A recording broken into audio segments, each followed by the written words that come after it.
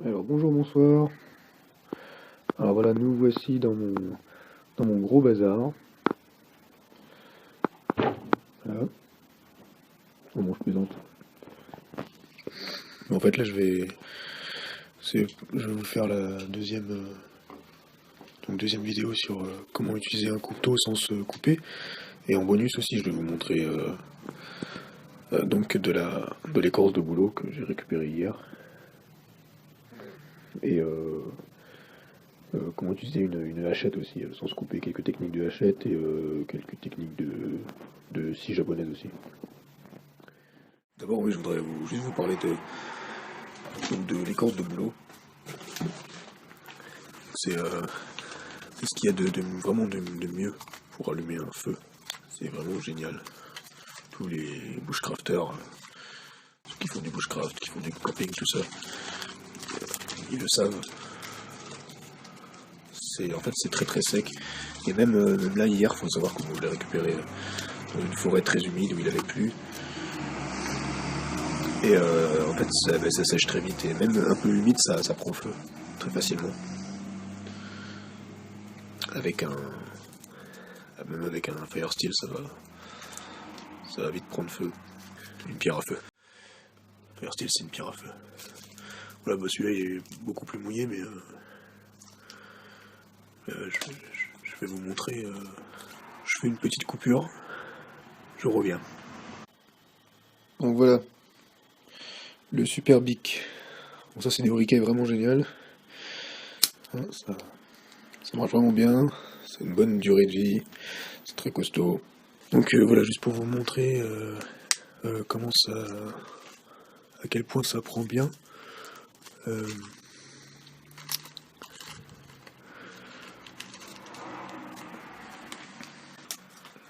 vais le faire sur un petit morceau. Je vais vous montrer. Voilà, ça grésille comme ça. Et ça prend direct en fait.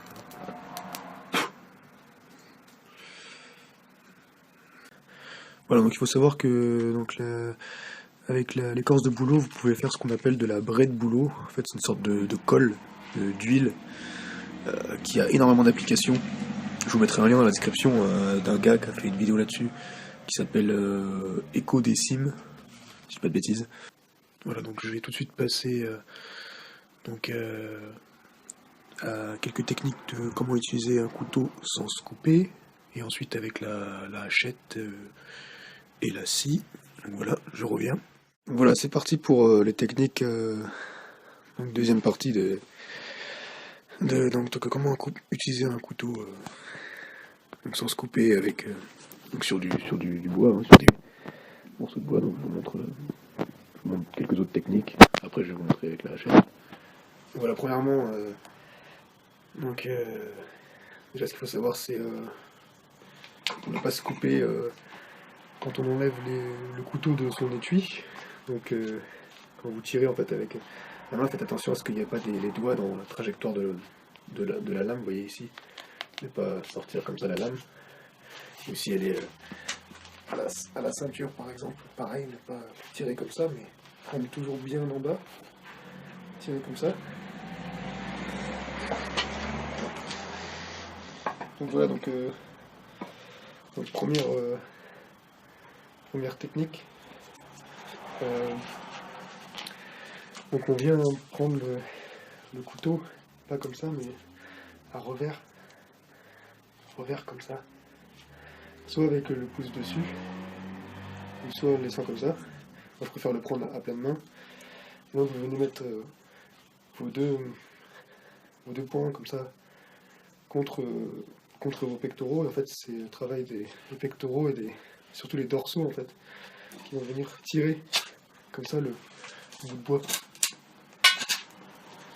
Vous voyez, c'est une technique très sécurisée parce que la lame est aussi bien la main qui tient la lame que le bois s'éloigne du corps. Donc vous avez énormément de force. Vous enlevez des gros morceaux, il faut même travailler en précision. Si vous mettez le pouce, vous pouvez travailler plus en précision comme ça. Voilà. C'est pas vos poignets qui travaillent ni rien, c'est vraiment surtout vos dorsaux. Ensuite, je vous remonte la technique, parce que la dernière fois, je crois que je n'avais pas très bien monté. Donc c'est en mettant la lame contre le genou. Et là, c'est uniquement le bois qui vient travailler. Le couteau ne bouge pas du tout. Voilà. Ensuite, vous avez une technique que moi, personnellement, j'apprécie pas trop. C'est le fait de venir prendre, en fait, au lieu de prendre le couteau à pleine main comme ça, vous allez le prendre. Alors celui-là est pas très bien parce que la poignée est vraiment très courte. Elle fait que 10 quelques centimètres. C'est de le prendre en fait avec 3 doigts comme ça et de venir faire comme une hachette comme ça pour enlever de la matière. Ça fait un peu office de hachette. C'est quand vous n'avez pas de hachette que vous utilisez le couteau comme ça. Moi j'aime pas ça. Après je vais vous montrer le bâtonnage et on va terminer avec le couteau là-dessus. J'avais déjà entamé une partie sur ce bois là. En fait le bâtonnage c'est simplement le fait de venir prendre un bout de bois et de frapper. Vous voyez, vous placez d'abord votre couteau comme ça, et avec un autre bout de bois en fait vous allez rentrer la lame. Et le mieux c'est de mettre sur un autre support en bois.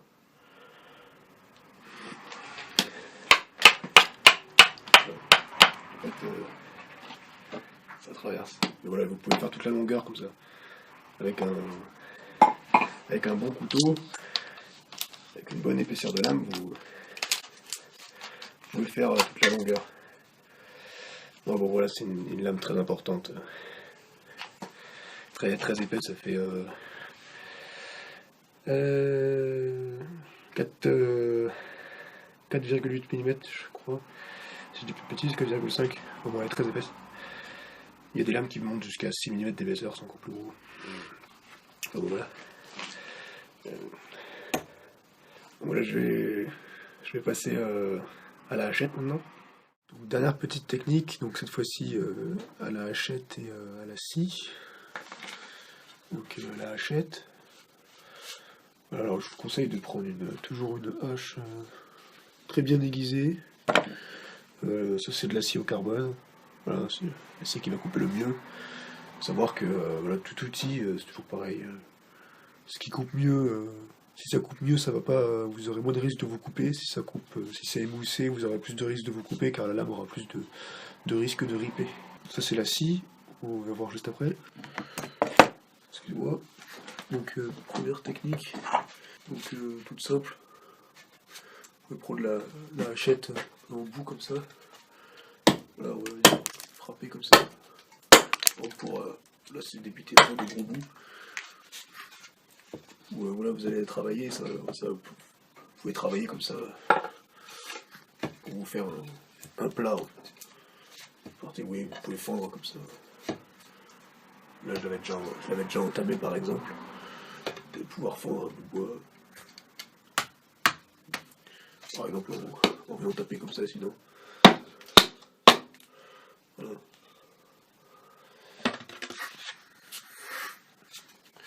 Voilà, vous pouvez soit frapper comme ça, ou soit donc, comme je vous dis, venir comme ça et frapper sur le sol ou sur une souche le bois avec la hache entrée dedans. Vous allez avoir après des techniques plus, si vous voulez travailler plus en précision, vous mettez par exemple 2 doigts comme ça. Moi je mets 2 doigts ou 1 doigt, peu importe. Vous allez travailler comme ça. C'est toujours pareil, la deuxième main là, toujours le plus loin de la lame. Pour pouvoir travailler comme ça, pour faire des coupes moins grossières, plus précises. Voilà.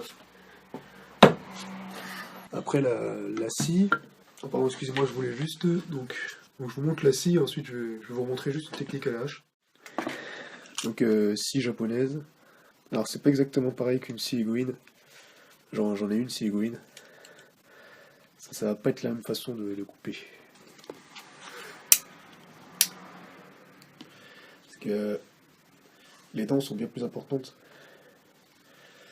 Donc là, je vous montre une technique que j'aime beaucoup. C'est impossible de se couper. Donc vous faites passer une jambe. Cette technique, elle est bien quand vous avez rien, quand vous n'avez pas de support. Ok, vous faites passer une jambe, vous bloquez, vous mettez, par exemple, vous coupez là, vous allez tenir au bout, et là.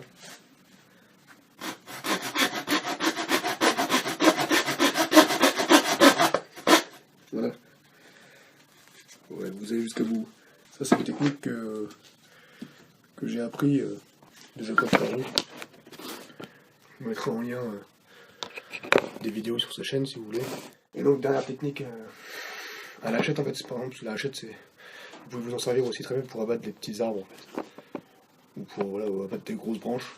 Si vous voulez abattre quelque chose qui est vertical, comme ça, en fait, qui est un bois qui est planté dans le sol, enfin, un petit arbre, un arbuste ou quoi.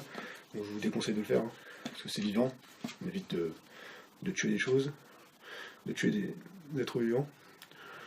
Donc c'est normalement la technique, c'est de frapper, toujours frapper une fois comme ça, une fois en biais, une fois à l'horizontale, une fois en biais, une fois à l'horizontale. Voilà.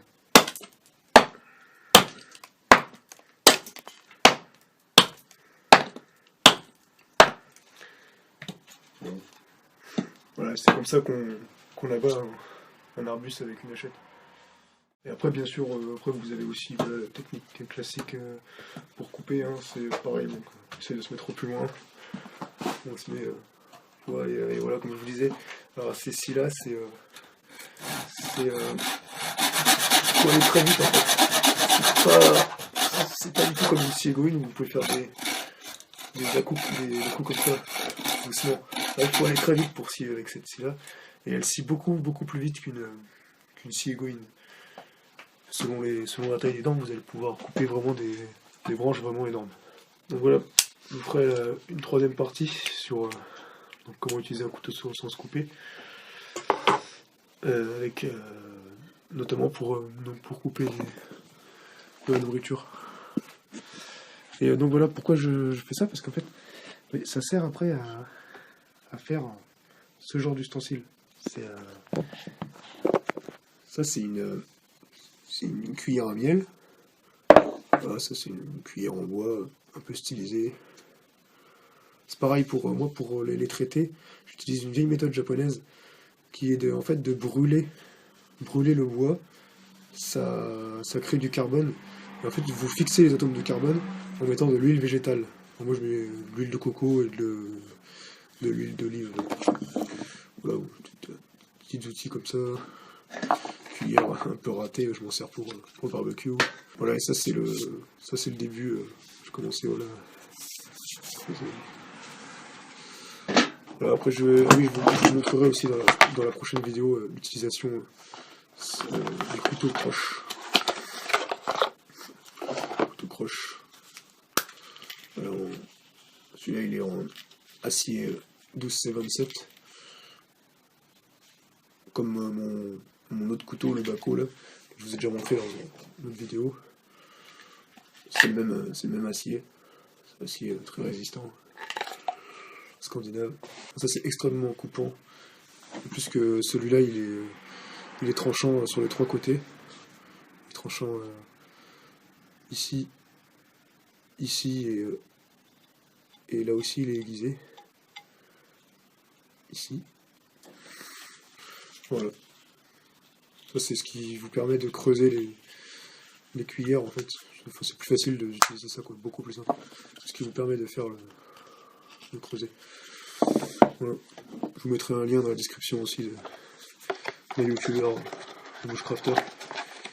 C'est de lui que j'ai appris comment faire des cuillères. C'est Monsieur Tex qui est coutelier aussi, à qui vous pouvez acheter des couteaux sur sa page Facebook. Voilà. La paix soit sur vous, la vie soit sur vous. À la prochaine.